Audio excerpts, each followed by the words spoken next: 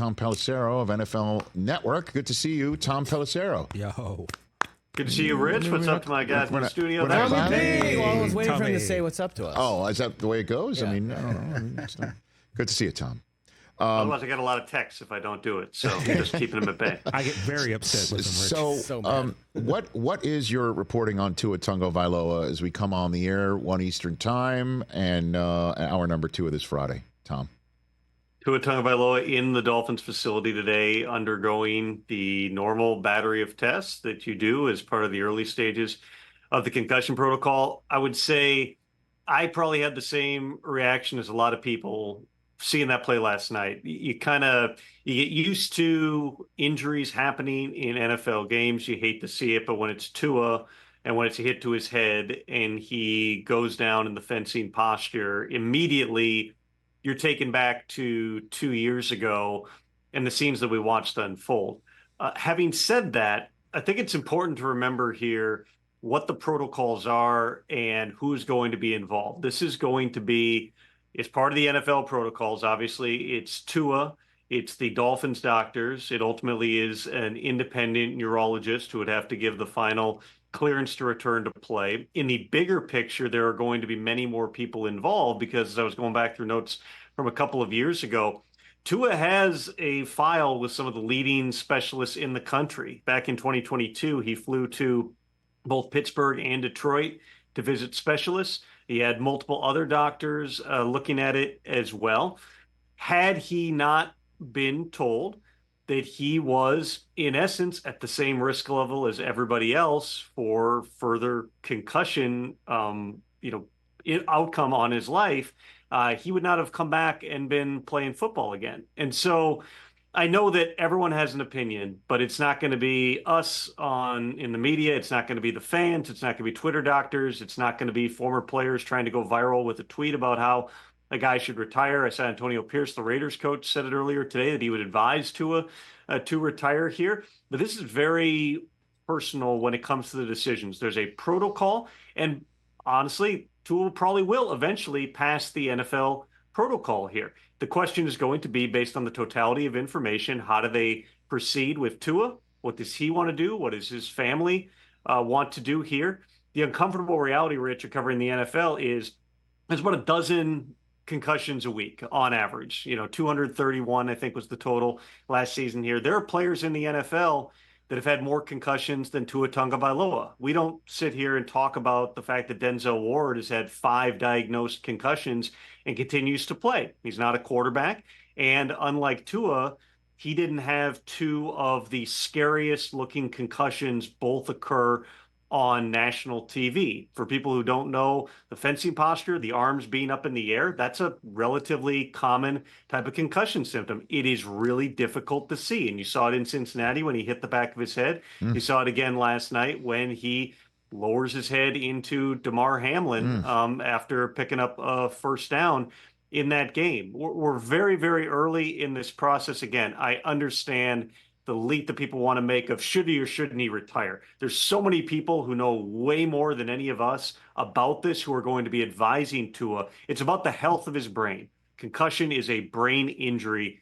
Anyone involved is going to take that seriously, and certainly the Dolphins are going to take that seriously, an organization that less than 2 months ago gave Tua around $167 million in injury guarantees. That's certainly not something you would anticipate an organization would do if they believed the next blow to Tua's head would be career-ending. But this is all going to come down to what the doctors advise and ultimately what Tua is comfortable with moving forward.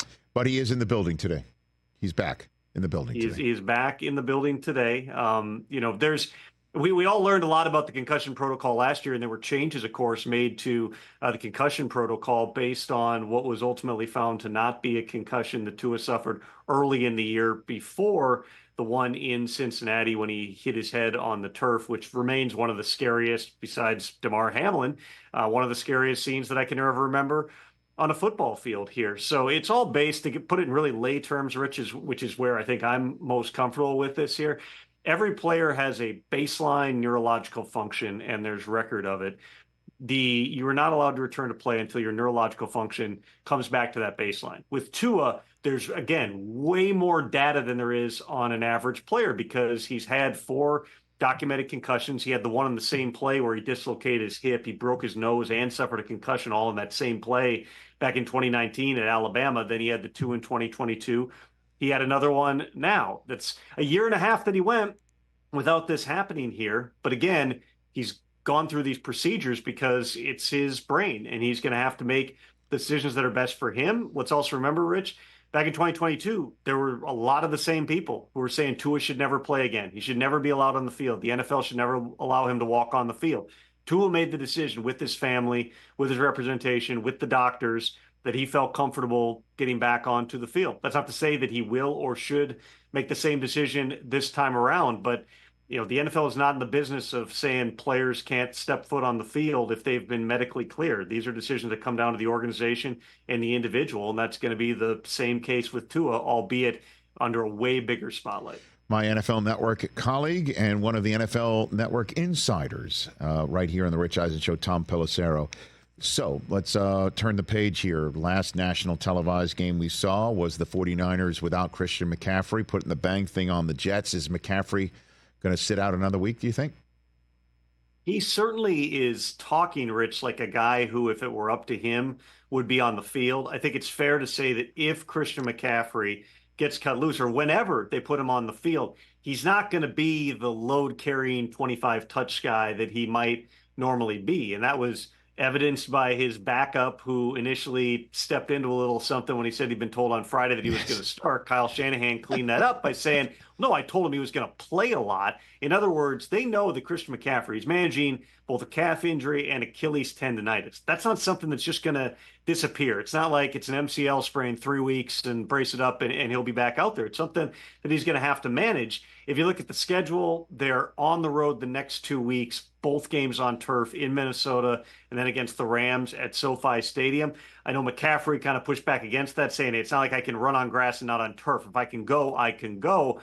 He's putting himself and he's approaching the week as if he's going to play, but it's a long season. They won last week without him. I would anticipate that they take the same cautious approach. And if he's turned loose here, Rich, to play on Sunday, I would imagine that it's in a timeshare in which he's not getting the heaviest workload. So that'll be something to keep an eye on early window. So, you and I at I guess 11:30 in the morning Eastern time on NFL Game Day morning, we'll be keeping an eye on that active-inactive report coming out of Minnesota. Who's going to be the Steelers starter at quarterback this week in Denver, Tom?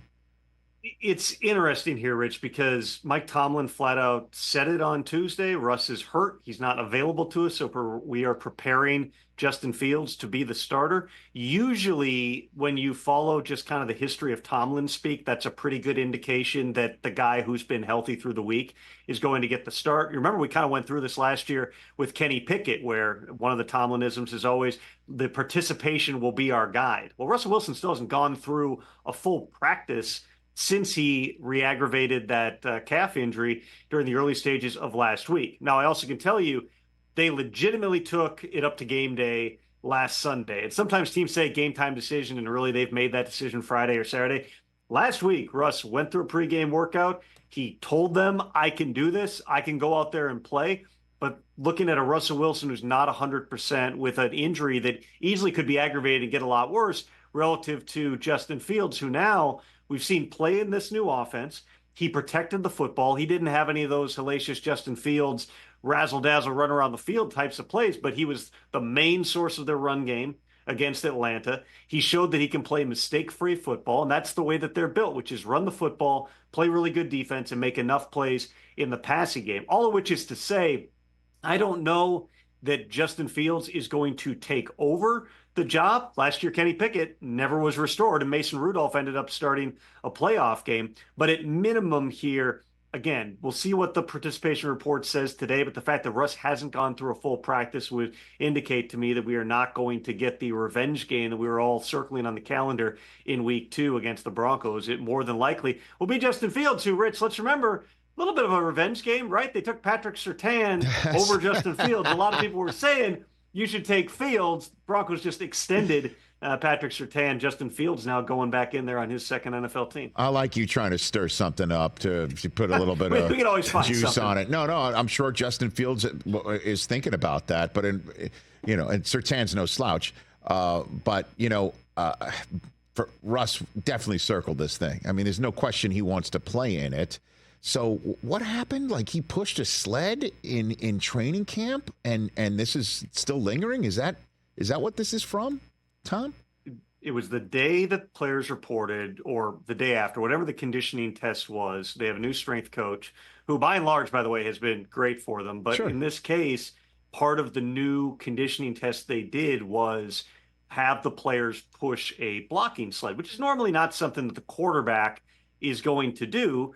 Well, Russ, who has been doing everything the same way as everybody else, I know a lot's been talked about how things were set up in Seattle, how things were set up in Denver. He has approached this as, hey, I'm doing everything that everybody else is doing. In hindsight, maybe don't have the 34-year-old quarterback pushing a blocking sled in the conditioning drill there. But yeah, he tweaked the calf.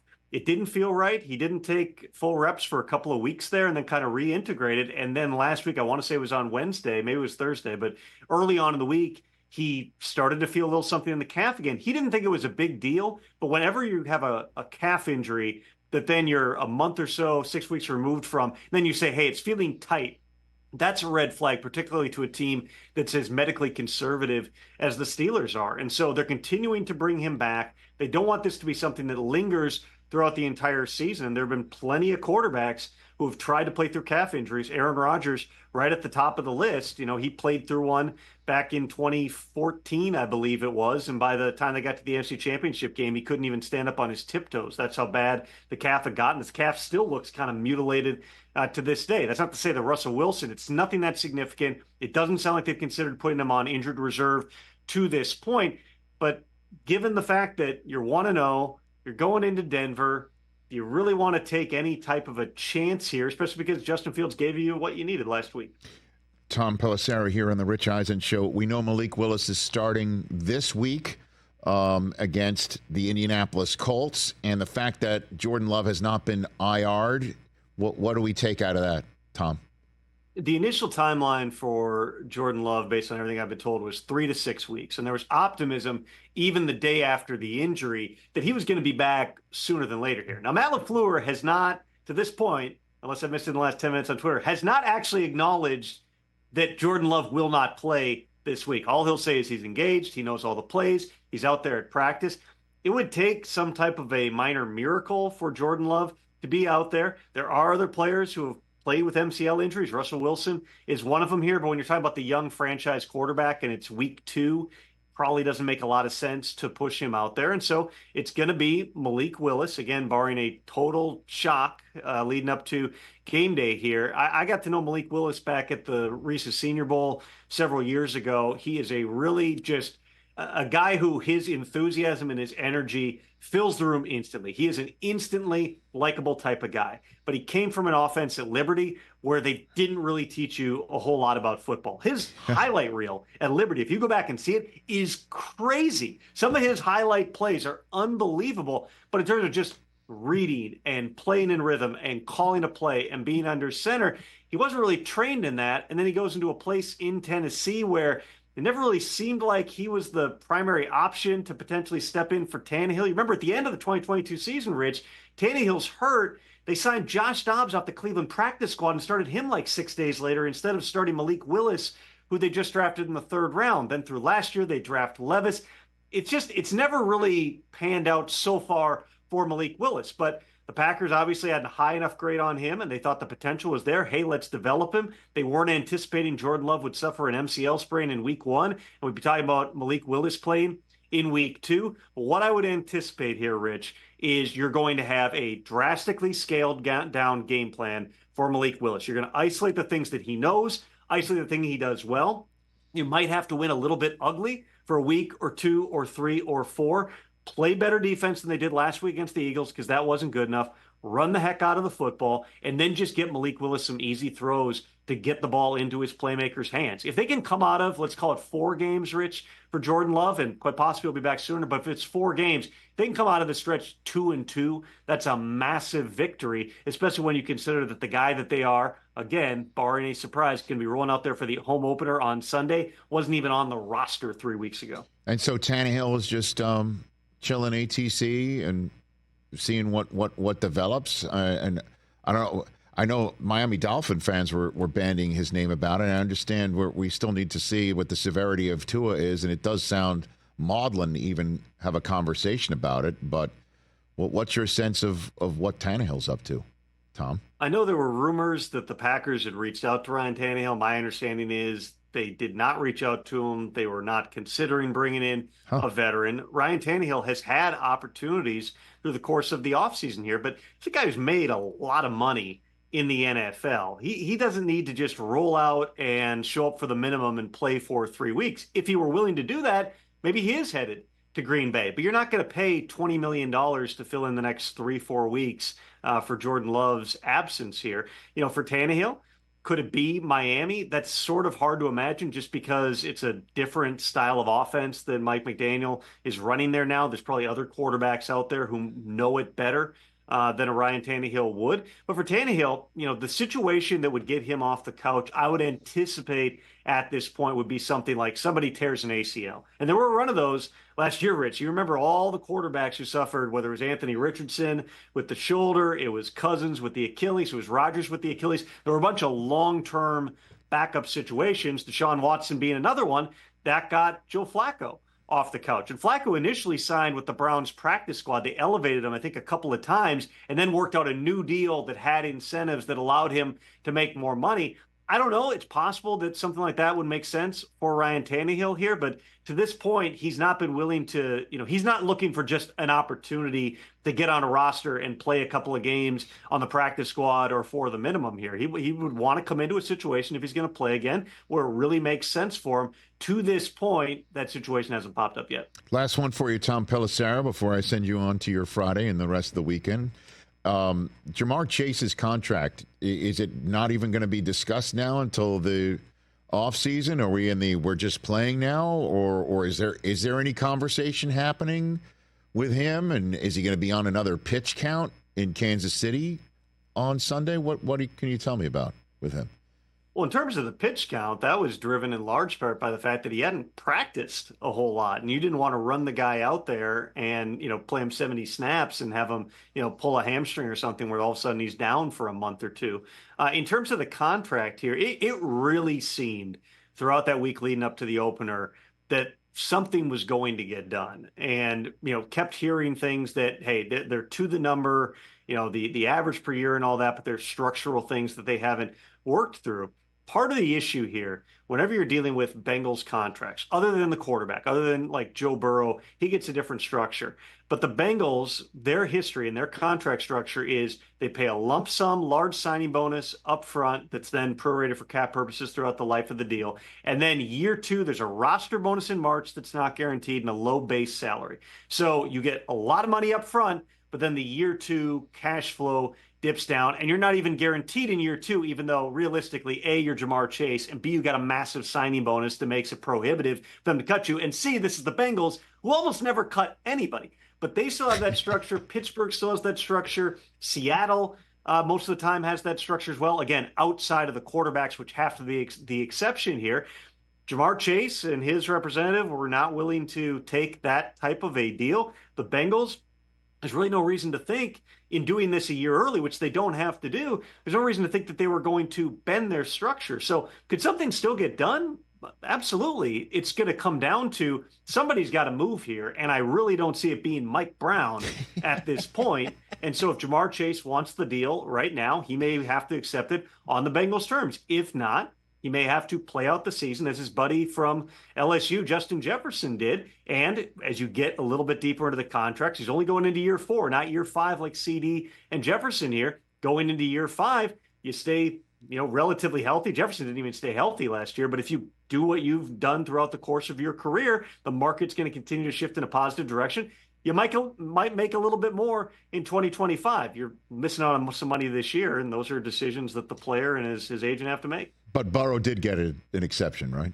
That's not the Joe Burrow for did Joe. get correct, and like the Steelers did it for years with Ben Roethlisberger, he would get future guarantees. But by and large, those three teams have done lump sum signing bonus, not guarantees out into, not full guarantees out into the future years here, which sometimes can create little rifts, Rich, at times, because every player, they know what their paychecks are this year. Some guys get it that, hey, you made all that money last year. This year you're making less, but then they're like, hey, I'm only making this, and these guys are making this. That's where sometimes you get consternation going into the second years of deals. Most teams, though, are not going to go ahead and rip up a long-term extension into year two. I'm not familiar with any that have, but every team does their deals a little bit differently. It's like one of the undersold things in all of this. The NFLPA makes all these contracts available to agents. They can advise the agents on, hey, here's what the team has done in the past. Here's their language, because the language varies from team to team. But if you're looking for, hey, I want $100 million fully guaranteed right now, the Bengals, if they stick with their structure, it's not going to happen on a wide receiver contract. Tom Pelissero, greatly appreciated. Excellent use of consternation. Guys, are you looking that up, or you know what that means, consternation? I think I know what it means. Okay, it's anything over three syllables, Tom. It confuses. We'll chat over the weekend. Thanks, Tom. Appreciate it. Thank you. That's my NFL Network compadre and NFL insider, Tom Pelissero, here on the Rich Eisen Show, everybody. Catch the Rich Eisen Show every single day on the Roku channel, 12 to 3 Eastern, for free.